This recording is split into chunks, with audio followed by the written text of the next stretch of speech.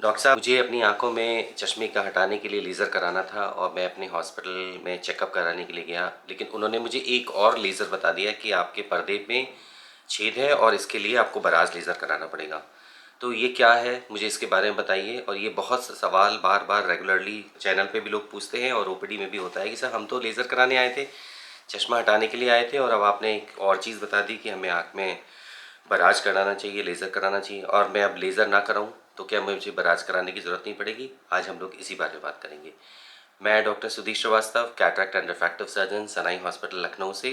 आप सबका सनाई कैफ़े में आपका बहुत-बहुत स्वागत है।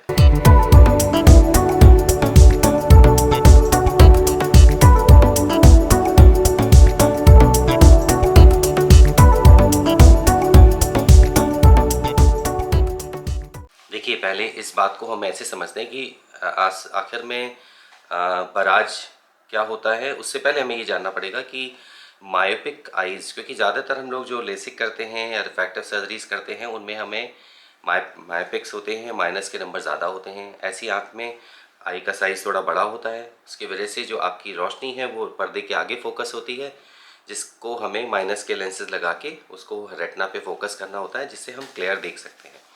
इसका मतलब है आई का साइज़ थोड़ा बड़ा है। तो आई जब आप पैदा होते हैं और जब तक हम रहते हैं 20 साल की एज तक, तो आपका आई का साइज़ बढ़ता है लगभग 18, 19, 20 साल तक, जब तक हम ग्रो कर रहे होते हैं।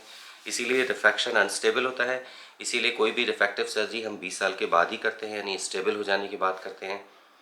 स्टेबिलिटी में जो मेजर स्टेबिलिटी है वो 20 साल से लेके 40 साल तक में आपके लगभग नंबर्स थे, लगभग सेम रहते हैं। थोड़ा बहुत 19-20 का फ़र्क होता है, उसको हम लोग स्टेबल ही मानते हैं। अगर चेंज एक 1 डायोप्टर से ज़्यादा का है तो वो सिग्निफिकेंट है। लेस देन 1 डायोप्टर का चेंज बहुत सिग्निफिकेंट नहीं माना जाता चेंज के फॉर्म में। तो इसका मतलब हमारी आई का साइज़ बढ़ रहा था।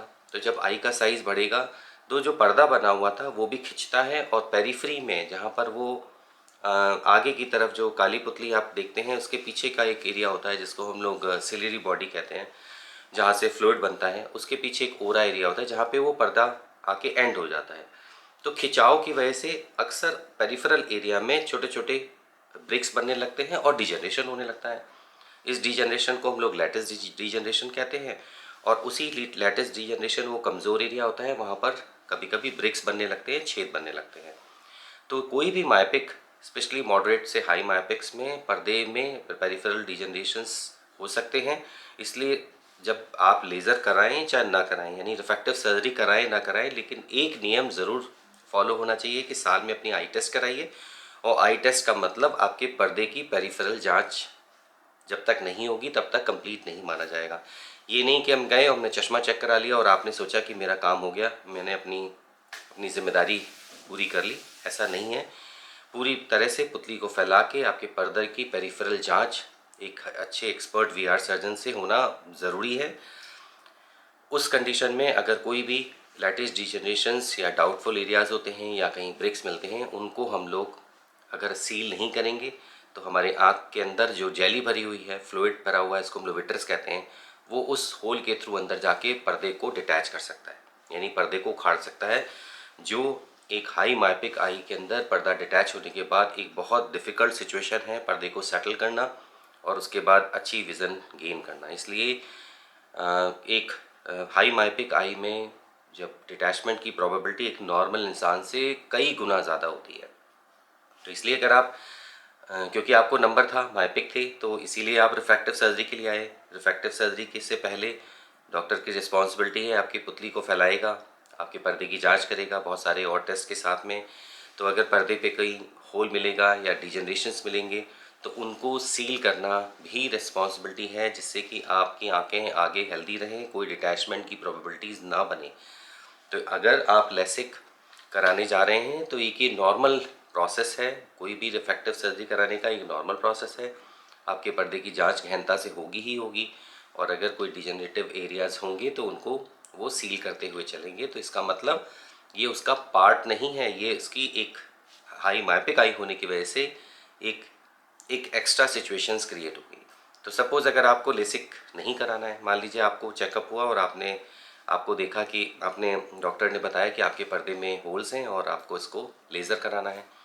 अब आप सोचें कि मुझे तो लेज़र कराना है, मुझे तो रिफ्रैक्टिव सर्जरी नहीं करानी है, मुझे चश्मा हटाने की सर्जरी नहीं करानी है, तो मैं लेज़र भी नहीं कराऊँ। ऐसा गलती कभी ना करें। चाहे आप रिफ्रैक्टिव सर्जरी कराना चाहते हैं, चाहे आप नहीं कराना चाहते हैं, लेकिन अगर पर्दे की जांच में आपके पर्दे पे कोई ब्रिक्स हैं, डिजनरेशन है और डॉक्टर ने आपको एडवाइस किया है कि आपको उसमें बराज करना। बराज का मतलब क्या होता है? एक तरह से हम लोग एन सर्कल जो होल होता है उसके चारों तरफ लेज़र कर देते हैं, जिससे कि यहाँ पे एडिशंस बन जाएं और पर्दा के जो होल्स के थ्रू फ्लूइड जाके जो डिटैच कर सकता था वो ना हो।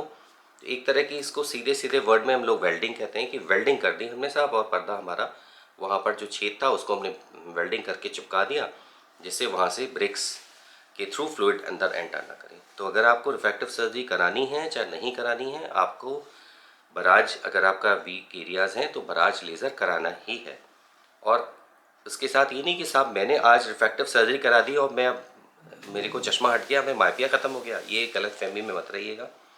क्योंकि आप बॉन्ड मायोपिक अगर हैं, अगर यानी पैदा हुए हैं, ऊपर वाले ने आपको हाई मायोपिया दिया है, हमने आपकी चश्मे के थ्रू, कॉन्टैक्ट लेंस के थ्रू, चाहे हमने रिफ्रैक्टिव सर्जरी के थ्रू आपके नंबर्स को करेक्ट किया है, लेकिन आपका मायोपिया ट्रीट नहीं हुआ है। जो मायोपिया का इफेक्ट है पर्दे पे वो ट्रीट नहीं हुआ है, वो रिवर्स नहीं होगा। इसलिए इवन आपका रिफ्रैक्टिव सर्जरी के बाद भी आपकी रिस्पॉन्सिबिलिटी है, साल में अपनी आंखों की गहनता से जांच कराएं। और गहनता से जांच कराने का मतलब ही पर्दे की जांच है। हाई मैपिक्स में पर्दे की जांच, पेरिफेरल टेस्ट साल में एक बार एनुअल टेस्ट में होना चाहिए। और इवन अगर आपका रिफ्रैक्टिव सर्जरी हो चुकी है उसके बाद भी अगर कोई डाउटफुल एरियाज फ्यूचर में क्रिएट होते हैं तो लेज़र आपको कराना पड़ सकता है। कुछ लोग आके पूछते हैं कि मैं जब भी जाता हूँ हर 2-3 साल बाद डॉक्टर मुझे बताते हैं कि आपको होल है और आप इसको बराज करा लीजिए। तो क्या ये ऐसा तो नहीं है कि ये क्योंकि आजकल बहुत लोग मेडिकल फैटर्निटी पे ट्रस्ट नहीं करते, उनको लगता है कि ये डॉक्टर बार बार क्यों बता रहे हैं। तो देखिए पर्दा बहुत बड़ा है, 360 एरियाज़ में कहीं पे भी ब्रेक्स बन सकते हैं, कहीं पे भी डिजनरेशन हो सकते हैं, अब वो मल्टीपल टाइम्स हो सकते हैं। कोई ज़रूरी नहीं है कि आपका 360 एरिया में आपका लेज़र कर दिया जाएगा और बराज कर दिया जाएगा जिससे कि आपको कभी ज़रूरत नहीं पड़ेगी। जिस एरिया में ज़रूरत है वहाँ पे लेज़र होगा, जिस एरिया में ज़रूरत नहीं है वहाँ पे नहीं होगा। तो इसलिए बराज लेज़र एक अलग प्रोसेस है जो रिफ्रैक्टिव सर्जरी से अलग है।